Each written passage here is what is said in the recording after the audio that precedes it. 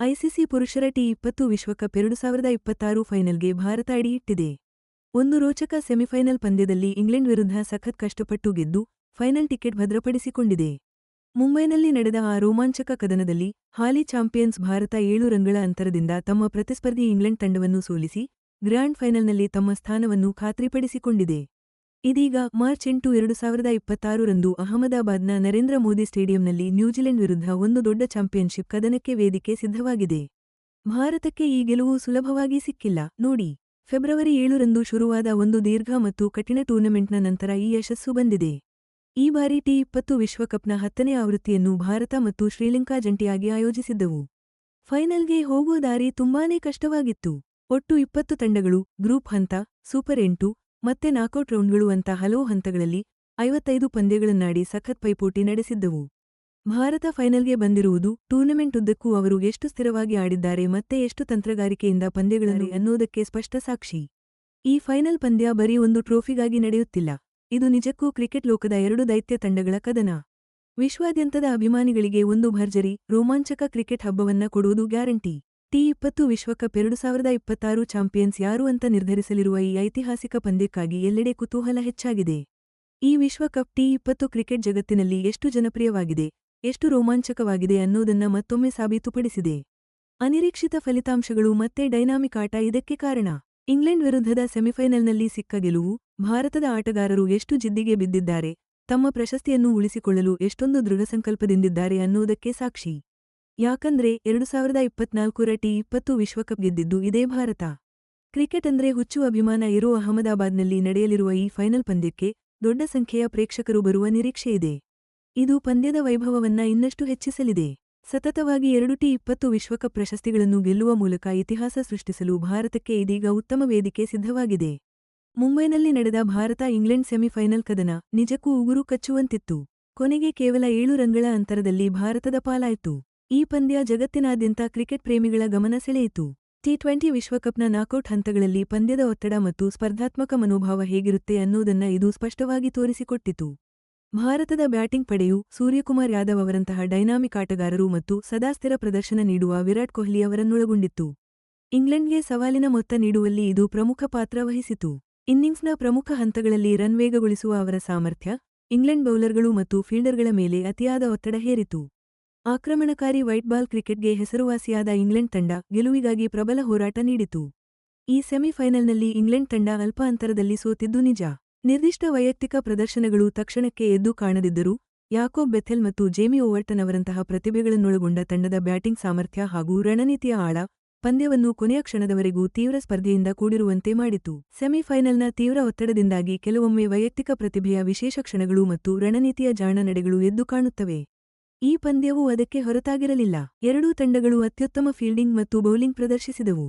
ಇದು ಐಸಿಸಿ ವಿಶ್ವಕಪ್ನಂತಹ ದೊಡ್ಡ ಕ್ರೀಡಾಕೂಟಗಳಲ್ಲಿ ನಿರೀಕ್ಷಿಸುವ ಕಠಿಣ ಸಿದ್ಧತೆ ಮತ್ತು ಉನ್ನತ ಗುಣಮಟ್ಟದ ಆಟವನ್ನು ಎತ್ತಿ ತೋರಿಸಿತು. 7 ರನ್ಗಳ ಈ ಗೆಲುವು ಒತ್ತಡದ ಸಂದರ್ಭಗಳಲ್ಲಿ ಭಾರತ ತಂಡದ ಸ್ಥಿರತೆ ಮತ್ತು ನಿರ್ಣಾಯಕ ಕ್ಷಣಗಳಲ್ಲಿ ಪ್ರಮುಖ ಯೋಜನೆಗಳನ್ನು ಕಾರ್ಯಗತಗೊಳಿಸುವ ಸಾಮರ್ಥ್ಯವನ್ನು ಎತ್ತಿ ತೋರಿಸುತ್ತದೆ. ಈ ಪ್ರದರ್ಶನವು ಟಿ20 ಅಂತಾರಾಷ್ಟ್ರೀಯ ಕ್ರಿಕೆಟ್ನಲ್ಲಿ ಭಾರತವನ್ನು ಪ್ರಬಲ ಶಕ್ತಿ ಎಂದು ಮತ್ತಷ್ಟು ಗಟ್ಟಿಗೊಳಿಸಿತು. ಭವಿಷ್ಯದ ಸ್ಪರ್ಧಿಗಳಿಗೆ ಇದು ಒಂದು ಸವಾಲಿನ ಮಾನದಂಡವನ್ನು ನಿಗದಿಪಡಿಸಿದೆ. ಟಿ20 ಕ್ರಿಕೆಟ್ ಜಾಗತಿಕವಾಗಿ ಅತ್ಯಂತ ಜನಪ್ರಿಯ ಮತ್ತು ವೇಗವಾಗಿ ಬೆಳೆಯುತ್ತಿರುವ ಕ್ರೀಡಾ ಮಾದರಿಗಳಲ್ಲಿ ಯಾಕೆ ಒಂದಾಗಿದೆ ಎಂಬುದಕ್ಕೆ ಈ ಪಂದ್ಯ ಒಂದು ಸ್ಪಷ್ಟ ಉದಾಹರಣೆ. ಪಂದ್ಯದುದ್ದಕ್ಕೂ ಎರಡೂ ತಂಡಗಳ ನಾಯಕರು ಮತ್ತು ಕೋಚ್ಗಳು ತೆಗೆದುಕೊಂಡ ರಣನೀತಿಯ ನಿರ್ಧಾರಗಳನ್ನು ಬಹಳ ಸೂಕ್ಷ್ಮವಾಗಿ ಗಮನಿಸಲಾಯಿತು. ಯಾಕಂದ್ರೆ ಪ್ರತಿ ಓವರ್, ಪ್ರತಿ ವಿಕೆಟ್ ಅಂತಿಮ ಫಲಿತಾಂಶದ ಮೇಲೆ ದೊಡ್ಡ ಪರಿಣಾಮ ಬೀರುತ್ತಿತ್ತು. ಖಂಡಿತ, ಈ ಭಾಗವನ್ನು ನೈಸರ್ಗಿಕ, ಸಂಭಾಷಣಾತ್ಮಕ ಕನ್ನಡದಲ್ಲಿ ಹೀಗೆ ಹೇಳಬಹುದು. ಭಾರತ ತಂಡ ಕಷ್ಟಪಟ್ಟು ಗೆದ್ದ ವಿಜಯೋತ್ಸವವನ್ನ ಸಂಭ್ರಮಿಸುತ್ತಿದ್ದಾಗ ಕೋಲ್ಕತ್ತಾದಲ್ಲಿ ನಡೆದ ಮತ್ತೊಂದು ಸೆಮಿಫೈನಲ್ ಪಂದ್ಯದಲ್ಲೂ ಡ್ರಾಮಾಕ್ಕೇನೂ ಕಮ್ಮಿಯಿರಲಿಲ್ಲ. ಅಲ್ಲಿ ನ್ಯೂಜಿಲೆಂಡ್ ತಂಡ ಎಲ್ಲರನ್ನೂ ಅಚ್ಚರಿಗೊಳಿಸಿತು. ಇದುವರೆಗೂ ಒಂದೇ ಒಂದು ಸೋಲು ಕಾಣದ ಅಜೇಯವಾಗಿ ಮುನ್ನುಗ್ಗಿದ್ದ ದಕ್ಷಿಣ ಆಫ್ರಿಕಾವನ್ನ ನ್ಯೂಜಿಲೆಂಡ್ ಬರೋಬ್ಬರಿ 9 ವಿಕೆಟ್ಗಳ ಅಂತರದಲ್ಲಿ ಸೋಲಿಸಿ ಎಲ್ಲರಿಗೂ ಶಾಕ್ ಕೊಟ್ಟಿತು. ಹಾಗೆ ಅಚ್ಚರಿಯ ರೀತಿಯಲ್ಲಿ ಫೈನಲ್ಗೆ ಎಂಟ್ರಿ ಕೊಟ್ಟಿತು. ಈ ಫಲಿತಾಂಶ ಟಿ20 ಕ್ರಿಕೆಟ್ ಅದೆಷ್ಟು ಅನಿರೀಕ್ಷಿತ ಅನ್ನೋದನ್ನ ಮತ್ತೊಮ್ಮೆ ಪ್ರೂವ್ ಮಾಡಿದೆ. ಯಾಕಂದ್ರೆ ಇಲ್ಲಿ ಯಾರ ಅದೃಷ್ಟ ಯಾವಾಗ ಬೇಕಾದರೂ ಬದಲಾಗಬಹುದು, ಅಂಡರ್ಡಾಗ್ ಟೀಮ್ಗಳೇ ಹೀರೋ ಆಗಬಹುದು.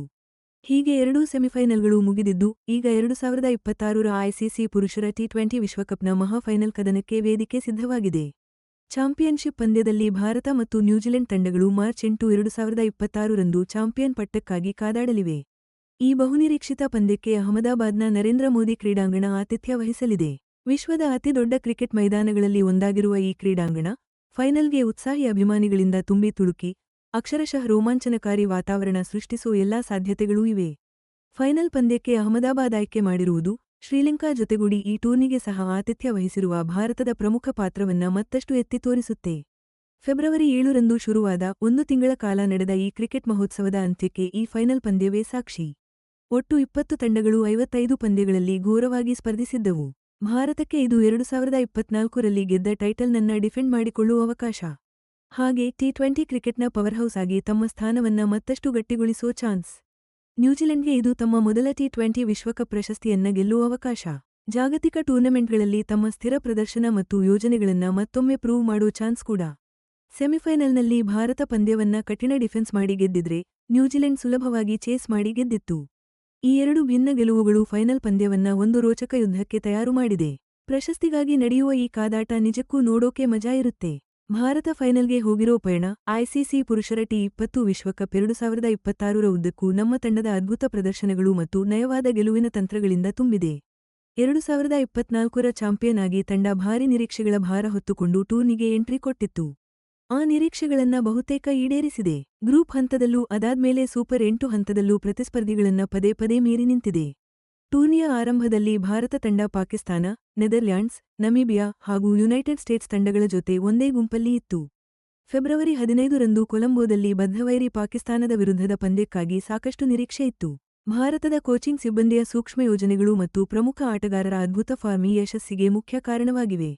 ಇದಕ್ಕೆ ವಿರುದ್ಧವಾಗಿ ಇಂಗ್ಲೆಂಡ್ನ ಪಯಣ ಬಲವಾಗಿದ್ದರೂ ಕೂಡ ಅಂತಿಮವಾಗಿ ಸೆಮಿಫೈನಲ್ನಲ್ಲೇ ಕೊನೆಯಾಯಿತು. West Indies, Scotland, Nepal, Italy ಜೊತೆ ಗ್ರೂಪ್ ಸಿಯಲ್ಲಿದ್ದ ಇಂಗ್ಲೆಂಡ್ ಕೂಡ ಸುತ್ತುಗಳಲ್ಲಿ ಚೆನ್ನಾಗಿ ಆಡಿತ್ತು. ಅವರ ಬಲಿಷ್ಠ ಬ್ಯಾಟಿಂಗ್ ಲೈನಪ್ ಮತ್ತು ಬಹುಮುಖಿ ಬೌಲಿಂಗ್ ದಾಳಿಯನ್ನು ತೋರಿಸಿಕೊಟ್ಟಿತ್ತು. ಸೆಮಿಫೈನಲ್ನಲ್ಲಿ ಭಾರತದ ವಿರುದ್ಧ ಅವರ ಪ್ರದರ್ಶನ ಸೋತರೂ ಕೂಡ ಅವರ ಹೋರಾಟದ ಗುಣ ಮತ್ತು ಸ್ಪರ್ಧಾತ್ಮಕತೆಯನ್ನು ಎತ್ತಿ ಹಿಡಿಯಿತು. ಟಿ20 ಕ್ರಿಕೆಟ್ನಲ್ಲಿ ಭಾರತ ಮತ್ತು ಇಂಗ್ಲೆಂಡ್ ನಡುವಿನ ಪೈಪೋಟಿ ವರ್ಷಗಳಿಂದ ಹಲವಾರು ಸ್ಮರಣೀಯ ಪಂದ್ಯಗಳನ್ನು ಕೊಟ್ಟಿದೆ. ಅದು ಆಕ್ರಮಣಕಾರಿ ಆಟ ಮತ್ತು ನಾಟಕೀಯ ಅಂತ್ಯಗಳಿಂದಲೇ ಹೆಚ್ಚಾಗಿ ಕೂಡಿರುತ್ತೆ. ಈ ಸೆಮಿಫೈನಲ್ ಪಂದ್ಯ ಅವರ ಇತಿಹಾಸಕ್ಕೆ ಮತ್ತೊಂದು ಅಧ್ಯಾಯ ಸೇರಿಸಿದೆ ಮತ್ತು ಈ ಫಾರ್ಮ್ಯಾಟ್ನಲ್ಲಿ ಎರಡೂ ತಂಡಗಳು ಎಲೈಟ್ ಪಟ್ಟಿಯಲ್ಲಿವೆ ಅನ್ನೋದನ್ನ ಮತ್ತೆ ಸಾಬೀತುಪಡಿಸಿದೆ. ಇಂಗ್ಲೆಂಡ್ ತಂಡದ ಟೂರ್ನಿ ಮುಕ್ತಾಯವಾದರೂ ಅವರ ಪಯಣ ತಂಡದಲ್ಲಿರುವ ಪ್ರತಿಭೆಯ ಆಳವನ್ನು ತೋರಿಸಿಕೊಟ್ಟಿದೆ. ಹಾಗೆ ಜಾಗತಿಕ ಟಿ20 ಕ್ರಿಕೆಟ್ನಲ್ಲಿ ಅವರ ಮಹತ್ವ ಇನ್ನೂ ಮುಂದುವರಿಯುತ್ತೆ ಅನ್ನೋದನ್ನ ಎತ್ತಿ ಹಿಡಿದಿದೆ. ಈ ಟೂರ್ನಿ ಕ್ರಿಕೆಟ್ನ ಅದ್ಭುತ ಪ್ರದರ್ಶನಕ್ಕೆ ಸಾಕ್ಷಿಯಾಗಿದೆ. ಭಾರತ ಮತ್ತು ಶ್ರೀಲಂಕಾದ 8 ಸ್ಥಳಗಳಲ್ಲಿ ಆಯೋಜಿಸಲಾಗಿದ್ದು ಉಪಖಂಡದ ಕ್ರಿಕೆಟ್ ಸಂಸ್ಕೃತಿಯ ಉತ್ಸಾಹವನ್ನು ತೋರಿಸಿಕೊಟ್ಟಿದೆ. ಐಸಿಸಿ ಪುರುಷರ ಟಿ20 ವಿಶ್ವಕಪ್ 2026 ಈಗ ಕೊನೆಯ ಹಂತಕ್ಕೆ ಬಂದು ತಲುಪಿದೆ. ಇವಾಗ ಎಲ್ಲರ ಕಣ್ಣು ಮಾರ್ಚ್ 8ರಂದು ಅಹಮದಾಬಾದ್ನ ನರೇಂದ್ರ ಮೋದಿ ಸ್ಟೇಡಿಯಂನಲ್ಲಿ ನಡೆಯೋ ಭಾರತ ಮತ್ತು ನ್ಯೂಜಿಲ್ಯಾಂಡ್ ನಡುವಿನ ಮಹಾ ಫೈನಲ್ ಮೇಲೆ ಇದೆ. ಈ ಬಹು ನಿರೀಕ್ಷಿತ ಪಂದ್ಯದಲ್ಲಿ ಎರಡು ಬಲಿಷ್ಠ ತಂಡಗಳು ಮುಖಾಮುಖಿಯಾಗಲಿವೆ. ಎರಡೂ ತಂಡಗಳು ತಮ್ಮದೇ ಆದ ವಿಶಿಷ್ಟ ಶಕ್ತಿಗಳನ್ನು ಹೊಂದಿದ್ದು ಟ್ರೋಫಿ ಎತ್ತಿ ಹಿಡಿಯಲು ತೀವ್ರ ಹಂಬಲದಿಂದ ಕಾಯ್ತಿವೆ.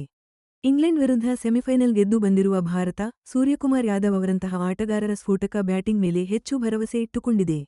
ಅವರ ಆಕ್ರಮಣಕಾರಿ ಬ್ಯಾಟಿಂಗ್ ಹಲವು ಬಾರಿ ಪಂದ್ಯದ ಗತಿಯನ್ನು ಭಾರತದ ಕಡೆಗೆ ತಿರುಗಿಸಿರುವುದು ನಮಗೆಲ್ಲ ಗೊತ್ತು. ಟಿ20 ಚೇಸ್ಗಳ ಮಾಸ್ಟರ್, ದೊಡ್ಡ ಪಂದ್ಯಗಳಲ್ಲಿ ಮಿಂಚುವ ವಿರಾಟ್ ಕೊಹ್ಲಿಯವರ ಅನುಭವ ಮತ್ತು ಅವರು ತಂಡಕ್ಕೆ ನೀಡುವ ಸ್ಥಿರತೆ ಕೂಡ ತುಂಬಾನೇ ಮುಖ್ಯ ಆಗುತ್ತೆ. ವೇಗ ಮತ್ತು ಸ್ಪಿನ್ ಎರಡರನ್ನೂ ಹೊಂದಿರುವ ಭಾರತದ ಬೌಲಿಂಗ್ ಪಡೆ ದೊಡ್ಡ ಮೊತ್ತವನ್ನು ಕಾಪಾಡಿಕೊಳ್ಳುವುದರಲ್ಲಿ ಮತ್ತು ನಿರ್ಣಾಯಕ ಹಂತದಲ್ಲಿ ವಿಕೆಟ್ ಪಡೆಯುವುದರಲ್ಲಿ ತಮ್ಮ ಸಾಮರ್ಥ್ಯವನ್ನು ಈಗಾಗಲೇ ಪ್ರೂವ್ ಮಾಡಿದೆ. ಇನ್ನು ಮತ್ತೊಂದೆಡೆ ನ್ಯೂಜಿಲ್ಯಾಂಡ್ ತಂಡ ದಕ್ಷಿಣ ಆಫ್ರಿಕಾ ವಿರುದ್ಧ ಗಳಿಸಿದ ಅದ್ಭುತ ಗೆಲುವಿನ ಹುಮ್ಮಸ್ಸಿನಲ್ಲಿ ಎಂಟ್ರಿ ಕೊಟ್ಟಿದೆ. ಅವರ ತಂಡ ತನ್ನ ತಂತ್ರಗಾರಿಕೆ, ಬಲಿಷ್ಠ ಆಲ್ರೌಂಡರ್ಗಳು ಮತ್ತು ಶಿಸ್ತುಬದ್ಧ ಆಟಕ್ಕೆ ಹೆಸರುವಾಸಿಯಾಗಿದೆ. ಅವರ ತಂಡದ ಪ್ರಮುಖ ಆಟಗಾರರು ಈ ದೊಡ್ಡ ವೇದಿಕೆಯಲ್ಲಿ ತಮ್ಮ ಛಾಪು ಮೂಡಿಸಲು ಸಿದ್ಧರಾಗಿದ್ದಾರೆ. ಭಾರತ ತಂಡದ ಯಾವುದೇ ದೌರ್ಬಲ್ಯಗಳನ್ನು ಬಳಸಿಕೊಳ್ಳಲು ಅವರು ಕಾಯ್ತಿದ್ದಾರೆ. ಈ ಫೈನಲ್ ಪಂದ್ಯ ತಂತ್ರಗಳು, ವೈಯಕ್ತಿಕ ಪ್ರದರ್ಶನ ಮತ್ತು ಸಾಮೂಹಿಕ ತಂಡದ ಪ್ರಯತ್ನದ ರೋಮಾಂಚಕ ಯುದ್ಧಕ್ಕೆ ಸಾಕ್ಷಿಯಾಗಲಿದೆ ಅನ್ನೋದು ಪಕ್ಕಾ. ಇಂತಹ ಹೈ ಪ್ರೆಷರ್ ಪಂದ್ಯಗಳಲ್ಲಿ ಅನೇಕ ದೊಡ್ಡ ತಂಡದ ಸ್ಕೋರ್ಗಳು ಮತ್ತು ವೈಯಕ್ತಿಕ ದಾಖಲೆಗಳು ಸೃಷ್ಟಿಯಾಗುತ್ತವೆ. ಈ ಪಂದ್ಯ ಕೂಡ ಅದಕ್ಕೆ ಹೊರತಾಗಿರಲ್ಲ. ಟಿ20 ವಿಶ್ವಕಪ್ ಇತಿಹಾಸದ ಕೆಲವು ದಾಖಲೆಗಳನ್ನು ಇದು ಪುನಃ ಬರೆಯಬಹುದು. ಈ ಪಂದ್ಯದ ಮಹತ್ವ ಮತ್ತು ಅಹಮದಾಬಾದ್ನಲ್ಲಿ ಸಿಗುವ ಪ್ರಚಂಡ ಬೆಂಬಲ, ಈ ಮ್ಯಾಚ್ ಹಲವು ವರ್ಷಗಳ ಕಾಲ ಕ್ರಿಕೆಟ್ ಪ್ರೇಮಿಗಳ ಮನಸ್ಸಿನಲ್ಲಿ ಉಳಿಯೋದನ್ನ ಖಚಿತಪಡಿಸುತ್ತೆ. ಭಾರತ ತನ್ನ ಪ್ರಶಸ್ತಿಯನ್ನು ಯಶಸ್ವಿಯಾಗಿ ಕಾಪಾಡಿಕೊಳ್ಳುತ್ತಾ ಅಥವಾ ನ್ಯೂಜಿಲ್ಯಾಂಡ್ ತನ್ನ ಮೊದಲ ಟಿ20 ವಿಶ್ವಕಪ್ ಟ್ರೋಫಿಯನ್ನು ಎತ್ತಿಹಿಡಿಯುತ್ತಾ ಅಂತ ನೋಡೋಕೆ ಅಭಿಮಾನಿಗಳು ತುದಿಗಾಲಲ್ಲಿ ನಿಂತಿದ್ದಾರೆ. ಇದು ಖಂಡಿತ ಒಂದು ಮರೆಯಲಾಗದ ಪಂದ್ಯವಾಗಲಿದೆ ಅನ್ನೋದ್ರಲ್ಲಿ ಯಾವುದೇ ಅನುಮಾನವಿಲ್ಲ.